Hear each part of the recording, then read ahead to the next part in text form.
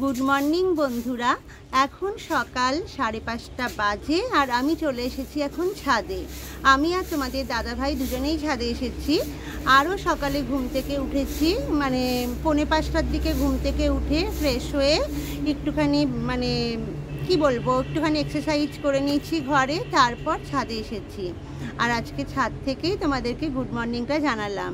আর এত সুন্দর ওয়েদার সকালবেলায়, ছাদে এসে এত ভালো লাগছে, চারিদিকে যেন সবুজ। তোমাদেরকে দেখাচ্ছি, দাঁড়াও। আর ছাদে আসার কারণ হলো, ছাদটা অনেক দিন ধরে ঝাড় দেওয়া হয় না, ছাদে তো আসার টাইমই হয় না। সেই কারণে ছাদে একটুখানি চারিদিকে তো গাছপালা, একটু পাতা মাতা হয়। আর ছাদের যে কি বলে, নালি না নালা কিছু হবে, যে গর্তগুলো থাকে ছাদে জল দেওয়ার, সেইগুলো একদম পাতা পড়ে জাম্প হয়ে যায়। তার জন্য ওগুলো একটু পরিষ্কার টরিষ্কার করতেই এসেছি ছাদে। আর প্রতিদিনই ভাবি আসবো, তো এত একটুখানি বেলা হয়ে গেলেই রোদ উঠে যায়, তো ছাদে এসে আর ঝাড় দেওয়ার মতন পরিস্থিতি থাকে না, এত রোদ।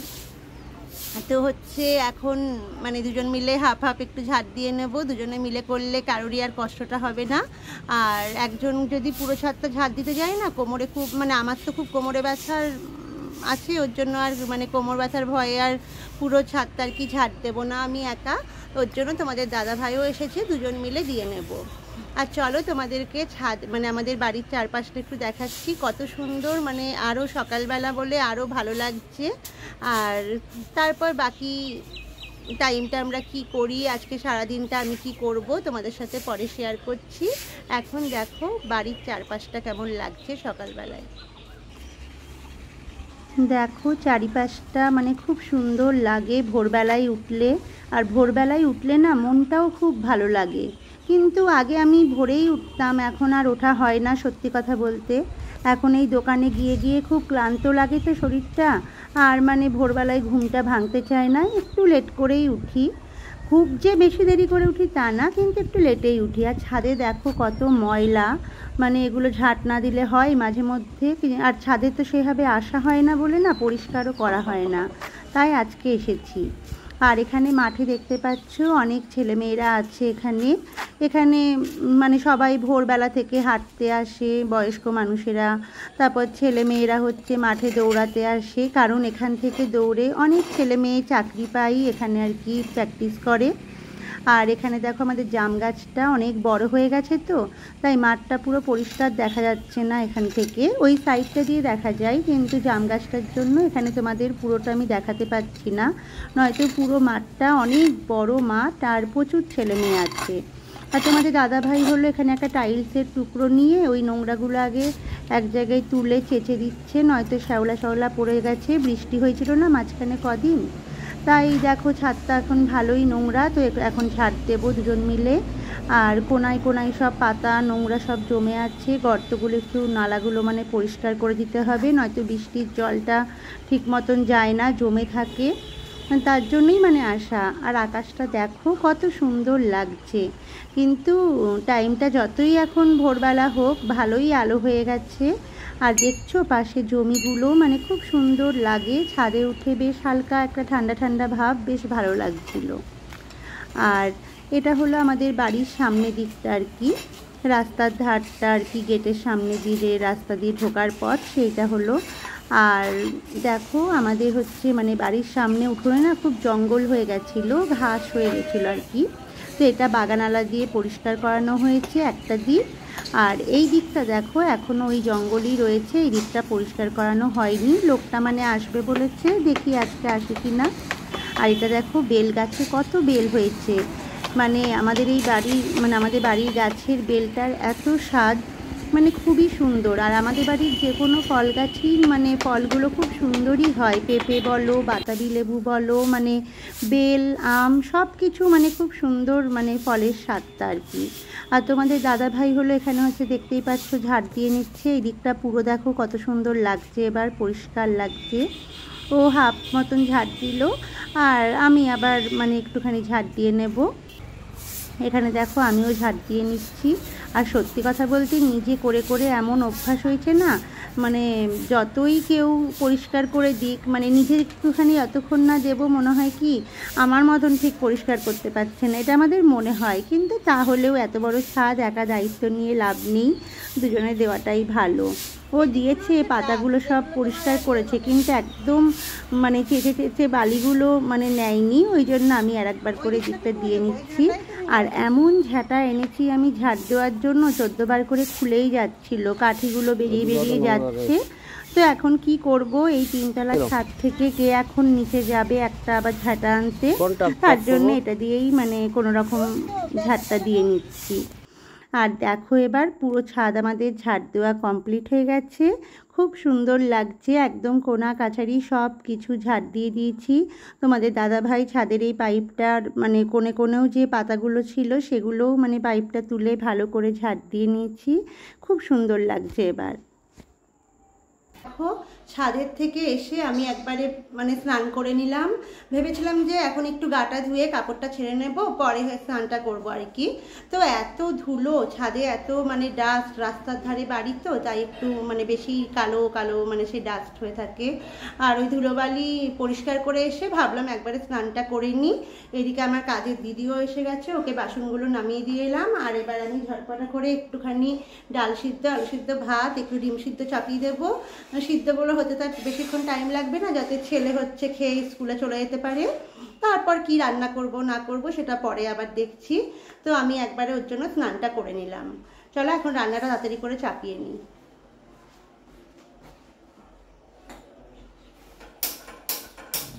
আর এখানে দেখো আমি রান্না চাপাতে চলে এসেছি, আগেই ভাতটা চাপিয়ে নিলাম। এক হাঁড়ি ভাতটা হয়ে গেলে না মানে একটা যেন শান্তি লাগে। আমার ছেলে খুব তাড়াহুড়ো করে, মানে স্কুলে যাব মানে সেই তাড়াহুড়ো করে, মানে একটু দেরি করেই বেরোলেও হয়, ও মানে সব কিছুতে একটু তাড়াহুড়ো ব্যাপারটা বেশি, তাই অনেকটা আগেই খেয়ে নেয় স্কুল যাওয়ার। তার জন্য মনে হয় কি ভাতটা আর একটু আলু সিদ্ধ হয়ে গেলে ওর পাতেতে কোনো রকম দিয়ে দিতে পারবো, তারপর তোমাদের দাদাভাই আমি যখন খেলাম মানে হলো টাইমে ঠিক হয়ে যাবে, আমাদের একটু লেট হয় আর কি খেতে। এবার মানে একটু বাটি করে ডাল সিদ্ধও চাপিয়ে দিয়েছি, ডাল সিদ্ধ, আলু সিদ্ধ, একটু ডিম চাপিয়ে দেবো, ডিম সিদ্ধ সব দিয়ে খেয়েও চলে যাবে। আর এখানে দেখো চালের ড্রামটা পুরো ফাঁকা করেছি। সব সময় কি হয়, চালের ড্রামটা অল্প চাল থাকে তার মধ্যেই ভরে দিই আর কি অন্য চালের বস্তা এনে। তো আজকে এই ড্রামটা মাজবো বলে একদম মানে শেষ পর্যন্ত ফাঁকা করেছি, যে আজকে মেজে নেব। কিন্তু স্নান হয়ে গেছে, স্নান করার পর কাজ করতে খুব বিরক্ত লাগে, কিন্তু তাও করতে তো হবে। এখন হচ্ছে আমি রান্না চাপিয়ে দিয়েছি। সকালে তো দেখলেই যে ভাত মানে চাপিয়ে দিয়েছিলাম, ভেবেছিলাম ছেলে স্কুল যাবে, তো ছেলে মানে পড়ে এসে বললো আজকে আর স্কুলে যাব না, কারণ ওর তো মানে এবার মাধ্যমিক দেবে সামনের বার আর কি। তো ওর জন্য একটু পড়াশোনা বাড়িতে থাকলে একটু করতে পারে, স্কুলে গিয়ে অনেকটা টাইম চলে যায়, তার জন্য ও বললো স্কুলে আর যাবো না। আর আমি হচ্ছে ওই জন্য একটু ধীরে সুস্থেই করছি এখন, মানে তখন স্কুল গেলে একটু তাড়াহুড়ো ব্যাপারটা থাকে। আর তোমাদের দাদাভাই চলে গেছে দোকানে, আমি তো দোকানে যাইনি আজকে বললাম। আর আমি এত ছুটি নিয়ে এবার আমাকে দোকান থেকে তাড়িয়েই দেবে, কারণ ঘরদোর গুছাতে গেলে মাঝে মধ্যে সপ্তাহে একটা ছুটিতে হয় না, 2-3 দিন মানে একটু করে লাগে সময়, তার জন্য। আর সামনে তো পয়লা বৈশাখ, পয়লা বৈশাখের আগে তো ঘরদোর সব ছেড়ে মানে ক্লিন করতেই হবে, তাই জন্য ভাবলাম যে হোলিতে তো 2 দিন এমনি যাই, মানে দোকানটা একটু যাইনি হোলিতে, তো হোলির জন্য 2 দিন মানে আমি তো রং খেলিও নি এবছর, তাই জন্য মানে একবারে ঘর দোর সব ঝেড়ে নিলাম। আর আজকের দিনটা টাইম পেয়েছি, আজকে মানে আর যাইনি দোকানে, তার জন্য আজকের দিনের মধ্যে আমি সমস্ত ঘর একদম ক্লিন, মানে সবই হয়ে গেছে, টুকটাক যেগুলো বাকি আছে সেটা একবারে পরিষ্কার করে নেব। আর আমি এখন হচ্ছে রান্নাটা চাপিয়ে দিচ্ছি। আর একটা জিনিস দেখাই তোমাদেরকে, এই দেখো এখানে আমি রান্না চাপিয়ে দিয়েছি, পরে দেখাচ্ছি, রান্না হোক তারপর কি কি রান্না করলাম তোমাদেরকে দেখাচ্ছি। আর এখানে দেখো তোমাদের দাদাভাই 2টো পেঁপে পেরেছে, আমাদের বাড়ির গাছের পেঁপে এগুলো, একটা কাঁচা পেঁপে তরকারি খাবো বলে, আর একটা গাছে পুরো পাকা পেঁপেটা ছিল, ভাগ্যিস মানে পাখিতে ঠুকরায়নি, তো এই 2টো পেঁপে হচ্ছে পেরে এনেছে। আরও একটা জিনিস দেখাচ্ছি চলো, এই দেখো, এই যে এগুলো হলো ডুমুর ডুমুর খেতে কে কে ভালোবাসো আমাকে কমেন্ট বক্সে কমেন্ট করে জানাবে। আমি তো ভীষণ ভালোবাসি। আমি সমস্ত মানে সবজি সব কিছু খাই, মানে খাওয়ার জিনিস যা যা আছে আমার খাওয়া নিয়ে কোনো বাছবিচার নেই। তো এই ডুমুরগুলো দিয়েছে আমাদের দোকানে, যে প্রশান্ত থাকে সেই প্রশান্তদের বাড়িতে আর কি ডুমুর গাছ আছে, তাই ও দিয়েছে। আর ডুমুর এমনই একটা জিনিস, টাকা দিলেও মানে বাজারে এখন পাওয়া যায় না, মানে খুব কম ওঠে, পেলে তো তোমাদের দাদাভাই মানে নিয়েই আসে। তো আজকে আমি ঘরটা ভাবলাম গুছিয়ে একবারে পরিষ্কার করে নেব, বাকি যেটুকু আছে তা এই যে একটা বড় কাজ, এই এখন মানে একটা একটা করে কেটে বেছে মানে অনেক টাইম লাগে, জানোই তো, খেতে যত সুন্দর তত মানে টাইমটাও লাগে। তো এখন হচ্ছে আমি এই ডুমুরগুলো সব হচ্ছে মানে বাজবো, মানে কাটবো বাজবো সবই, মাঝখান থেকে একটা করে মানে ফালি করে নেব, আর ভিতরের যে বীজটা আছে সেটা হচ্ছে চামচ দিয়ে বার করে নেব, তাহলে তরকারিটা খেতে ভালো লাগে। আবার অনেকে সাইডে চোকলাগুলো মানে অল্প অল্প করে কেটে কেটে নিয়ে নেয়, মাঝখানে বীজটা ওইভাবে ফেলে। তো আমিও করি অনেক সময়, কিন্তু এগুলো হাফ হাফ করে করব আর চামচ দিয়ে বীজটা মানে বার করে নেব। আর এখন একদিকে রান্নাও করছি, একদিকে মানে ডুমুরটাও কাটবো, আর রান্নাঘরে বসে ডুমুরটা মানে সব সবজি আমি কাটি। তো আজকে কি মনে হলো রান্নাঘরে না বসে এই জানলার ধারে বসে এখন সবজিটা কেটে নেব, কারণ এখানে না খুব সুন্দর আলো, কাজটা করেও মানে শান্তি, আর এখান থেকে বাইরেটা একটু দেখা যায়, মাঝে মধ্যে একটু মানে হাওয়া খাওয়া যাবে জানলার ধারে বসে। এরা তো অনেকটা টাইম লাগবে, ধরো একটুখানি তো টাইমের ব্যাপার নয়। তো এখন একদিকে রান্নাটা করছি, একদিকে ডুমুরটা বেছে নেব। তো ডুমুরটা বাছা হলে এখনও অনেক কাজ আছে। স্নান করে নিয়েছি জানোই সকালবেলায়, তার জন্য আর স্নানটা মানে একটা বড় কাজ হয়ে গেছে। তো এখন সারা দিন ধরে তো ফ্রি আছি, সারা সন্ধে ফ্রি থাকবো, তখন ঘরটা গুছিয়ে নেওয়া যাবে। তো ভাবলাম ডুমুরটা দুদিন মানে হয়ে গেল দিয়েছে, তো আজকে না কাটলে আবার যদি নষ্ট হয়ে যায়, এত কষ্ট করে সে পেরে দিয়েছে, তাহলে একটু এই কাজটা মানে আগে করে নিই। তো এইটা করে নিয়ে পরে বাকি কাজটা মানে কি করছি আবার পরে তোমাদের সাথে শেয়ার করছি। দেখো এখনো আমার সেই ডুমুর নিয়েই পড়ে আছি, ওইদিকে সমস্ত রান্না হয়ে গেছে, কিন্তু এই ডুমুরগুলো মানে মাঝখানে হাফ হাফ করে কেটেছি। দেখা একটু দেখাখানে, এই যে হাই কপাল পড়ে গেল, এই যে ডুমুরগুলো হাফ হাফ করে কেটে নিয়েছি, এবার চামচের পিছন দিক দিয়ে এরকম করে বীজগুলো মানে বার করে দিচ্ছি। আর এই দেখো কত বীজ, আর এখানে এগুলো হচ্ছে মানে ছাড়ানো হয়েছে, এগুলো এখনো আমি করে যাচ্ছি। এবার হচ্ছে মানে এগুলো হয়ে গেলে তারপর আমি সমস্ত ডুমুর ভালো করে সেই ঝুড়ি নিয়ে ডলে ডলে দিতে হবে, কারণ সমস্ত বীজগুলো বার করে দিতে হবে, নয়তো মানে তরকারিতে মুখে পড়লে খুব বাজে লাগে। তো এই করতে যে কি বিরক্ত লাগছে, আর ভালো লাগছে না, মানে খেতে যত সুন্দর জিনিস ততই মানে খাটনি। তো এখন করি, এটা কখন শেষ হয় দেখি। আর এমনি সব কাজবাজ হয়ে গেছে, রান্নাবান্না সব কমপ্লিট, এখন এটা করলেই আমার মোটামুটি সব হয়ে যাবে। আর সব কাজ কমপ্লিট হয়ে গেছে আমার, এখন হচ্ছে বাসনগুলো ধুয়ে নিচ্ছি। আমার দিদি আর কি, কাজের দিদি, সকালে একবারই এখন আসে। সে বলে না যাকে যত ভালোবাসা যায় তার কাছ থেকেই বেশি অবহেলাটা পাই মানে আমরা। তো ওকে মানে আমি এমনিই বলেছিলাম আমি এখন দোকানে যাই, তোমাকে দুবেলা করে আসতে হবে না, যেদিন বাড়িতে আমি থাকবো সেদিনকে দুবেলা এসো, আর যেদিনকে একটু লোকজন আসবে সেদিনকে একটু মানে পরে এসে বাসনগুলো ধুয়ে দিয়ে যাবে। এখন যেহেতু আমি দোকানে থাকি, ও না এসে এসে অভ্যেস হয়ে গেছে, এখন আর বাড়ি থাকলেও সেকেন্ডবার আর আসতে চায় না, কিছুতেই আসবে না, মানে বাড়িতে লোকজন এলেও আর আসতে চায় না। আর কাজের লোকই বা আর পাবো কোথায় বলো ছাড়ালে, ওই জন্য আর আমিও ছাড়াতেও পারি না। এখন আমাকেই সব কিছু আর কি সেকেন্ডবার কেন, বাড়ি থাকলে তো জানো সব সময় মানে একটু বেশিই বাসন হয়, তো এগুলো আমি সব মেজে নিই। আর দুপুরের খাওয়া দাওয়া থেকে মানে রাতের যে বাসনটা হয় সেগুলো আমি রেখে দিই, সেটা একটা বড় গামলা করে জমিয়ে রাখি, পরের দিন ওকে দিয়ে দিই। এখন এই বাসনগুলো আমি ধুয়ে নেব। চলো আমার একটা মানে পর্ব শেষ হলো, সেই সকাল থেকে ডুমুর নিয়ে বসেছি, মানে একবার কাটছি 10 বার করে উঠছি, এদিকে রান্না বান্না সারছি, আবার অন্য কোনো কাজ একটু করছি, মানে হাতে না ব্যথা হয়ে যাচ্ছিল, মানে কি বলবো, চামচ দিয়ে বীজগুলো বার করতে করতে চাপ দিয়ে দিয়ে তো বার করতে হচ্ছিল, ওই জন্য মানে হাতে খুব ব্যথা হচ্ছে। তাই হলো মাঝে মধ্যে মানে ছেড়ে অন্য কাজও হয়ে যাচ্ছিল, আবার এদিকে মানে 10 মিনিট পর কি 15 মিনিট পর এসে আবার ডুমুরটাও বেছে নিচ্ছি, এরকম করে করে যাই হোক শেষ হলো আমার। আর এই ডুমুরটা তোমাদেরকে দেখাচ্ছি, দাঁড়াও। মানে ওটার মধ্যে একটু নুন হলুদ দিয়ে রাখবো, দিয়ে ফ্রিজে রেখে দেবো। আজকে তো আর রান্না করব না, কালকে করব। আর কি হয় বলো তো, একজন যদি কেউ রান্না করে তাকে কেটে বেছে পরিষ্কার করে সেগুলো দেওয়া যায়, তখন অতটা গায়ে লাগে না। এবার আমাদের ক্ষেত্রে কি হয়, সব কাজ করে নিজের রাধা বাড়া সব করতে হয়। কেউ এক গ্লাস জল খেলেও তাকে সেটা মানে আমাকেই মানে দিতে হয়। এই জন্য যেই তো বাড়িতে আমি একা, এবার মানে এইসব খুব বিরক্তকর লাগে, কিন্তু খেতেও তো ভালো লাগে। এবার মাঝে মধ্যে কেউ মানে দিয়েছে, সেটা তো আর ফেলে দেবো না। তো চলো, হয়ে তো গেল। ভালো জিনিস খেতে গেলে একটু কষ্ট তো করতেই হবে। আর এখন দেখো চুলটা ছেড়ে দিয়েছি, চুলটার গোড়াগুলো পুরো ভেজা, মানে স্নান তো সে সকালে করেছিলাম। আর হচ্ছে এখন একটুখানি আমি মানে নাইটিটা চেঞ্জ করে নেব, অন্য নাইটি পরে, কারণ এটা সারাদিন ধরে পরে রান্নাবান্না করেছি। আর বেসিনে কাজ করতে গেলে না একটু জল ছিটকাই, এঁঠো জলমল তো ছিটকাই গায়ে, তাই এটা পরে আর মনে হয় না যে বিছানায় শুই বা বিছানায় উঠি।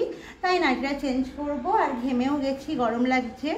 ভাবছিলাম একবার গাটা ধোবো, কিন্তু এই সময়টা তো ভালো না, আর আমার একটু ঠান্ডার ধাঁচ আছে, তার জন্য আর গাটা ধোবো না। এমনি নাইটিটা চেঞ্জ করে ফ্যানটা চালাবো। ভীষণ গরমও লাগছে, আর চুলটা ভেজা ভেজা, যেহেতু বেঁধে বেঁধে মানে এতক্ষণ ধরে বাঁধা ছিল রান্না করার সময়, তাই মানে এখন একটু খুলে দিলাম। আর হচ্ছে ডুমুরটা একটু দেখে নাও, দেখো সব মানে এখনও ভালো করে ধুতে হবে। আমি বোধহয় প্রায় 10 বার মতন বোধহয় ধুলাম ডুমুরটা, মানে বীজ বেরিয়ে যাচ্ছে। আমার আজকে আর মানে ধৈর্যতে কুলাচ্ছে না। এখন নুন হলুদ দিয়ে ফ্রিজে ঢুকিয়ে রেখে দেবো, মানে একটু জল দিয়ে ডুমুরটার মধ্যে, তারপর কালকে যখন বার করব তখন আবার ধুয়ে নেব। এই দেখো ডুমুরটা হয়ে গেছে কাটা আমার, আর অনেকবার ধুয়েছি, অনেক বীজ বেরিয়েছে, কিন্তু দেখতে পাচ্ছ এখনও কিন্তু প্রচুর বীজ আছে। তো এগুলো হচ্ছে আবার কালকে করবো। আর আমি অল্প করে নুন দিয়ে দিচ্ছি, এর মধ্যে একটু হলুদও দিয়ে দেব। দেখো এবার নুন হলুদ দিয়ে একটু ভেজানো থাকলে যে একটা কষা কষা মানে কষকষ থাকে না, আঠা আঠা ভাব, সেটাও থাকবে না, কালো হয়ে যাবে না ডুমুরটা। তো কালকে ভালো করে আমি হচ্ছে ধুয়ে নেব নুন হলুদ দিয়ে। এখন একটুখানি চামচে করে নাড়িয়ে নিয়ে মানে এটা ফ্রিজে ঢুকিয়ে রেখে দেব। আর কালকে রান্নার টাইমে বার করব যখন, তখন আরেকবার না, অনেকবারই ধুতে হবে। তো চলো, আজকের ব্লগটা আমি এখানেই শেষ করছি। আর মানে ভালো লাগছে না যে কিছু ভিডিও করে দেখাই তোমাদেরকে, তো আজকে ব্লগটা এখানেই শেষ করছি। আর আমার হাতের নখগুলো দেখতে পাচ্ছ কি অবস্থা, মানে নখগুলো সব আমি খুঁটে খুঁটে উঠিয়ে দিয়েছি। মানে আমি কিন্তু কোনো সময় নেল মানে ফলস নেল বা নেল এক্সটেনশন যেটা করে সেগুলো কিছুই করি না। আমার যে বড় বড় নখ তোমরা রিলসে দেখেছো বা আগের ভিডিওগুলোতে দেখেছো, সেগুলো কিন্তু অরিজিনাল নখই। আমি ভালোবাসি নখ বড় করতে, বা হাতেরটাই বড় করি, ডান হাতের তো বড় করলে মানে বউ মানুষদের তো চলে না বলো, সব কাজ করতে হয়। আর দু হাতে নখ থাকলে কি কাজ করা যায় না, শুধু বা হাতে থাকে কোনো অসুবিধা হয় না। তো নখগুলো সব ফুটে দিয়েছি কেন, নখগুলো বড় থাকলে না আমি কোনো ভজঘট কাজ মানে করতে চাই না। ভজঘট কাজ মানে এখন যেহেতু পয়লা বৈশাখ আসছে সামনে, তো একটু ঘরদোরগুলো ঝেড়ে নিচ্ছি। মানে যেহেতু 2-3 দিন ধরে মানে হোলি টোলি গেছে, দোকানে তো যাওয়া হচ্ছে না, আজকেও যাইনি, তার জন্য মানে এই টাইমে ঘরটা আর কি ঝেড়ে নিলাম। আর একটু গুছানো বাকি আছে। তারপর রান্নাঘরে কিছু যে কাঁসা পিতলের বাসনগুলো আমি ইউজ করি রান্নাঘরে অথবা ঠাকুর ঘরে, সেগুলো তো সবসময় তো শুধু সার্ফ দিয়ে মেজে নিলে হয় না বলো, তো মানে সাবান দিয়ে মাজলে তো হয় না, তো তোমার হচ্ছে মাঝে মধ্যে লেবু তেঁতুল দিয়ে একটু মাজতে হয়। তো এই জন্যই নখগুলো যদি মানে খুঁটে দিয়েছি, এখন আমার কাজ করতে কোনো কষ্ট হবে না, অথবা কাজটা করতে মানে একটা বিরক্ত ভাব আসবে নখগুলোর জন্য, সেটা মানে অসুবিধা হবে না। আরে আমার হাতটাই যে কত খোঁচা খেয়েছে, মানে চামচ দিয়ে ডুমুর করতে করতে মানে চামচটা মাঝে মধ্যে মানে হয় না স্লিপ কেটে যায়, আর চামচের কোনাটা ধার ছিল, হাতটা কেটে গেছে। তো এবার ওই জন্যই নখগুলো সব ফুটে মুটে এখন একাকার করে ফেলেছি, আবার পরে বড় করা যাবে। এখন একটু ঘরদোর পরিষ্কার করব, নখ নিয়ে যত্ন করার টাইমও নেই, আর ফেটে যাবে তখন কষ্ট লাগবে, তার থেকে আগের থেকেই কেটে দিয়েছি। আর চলো তাহলে আজকের ব্লগটা এখানেই শেষ করছি, তোমরা সবাই ভালো থেকো, চলো টাটা।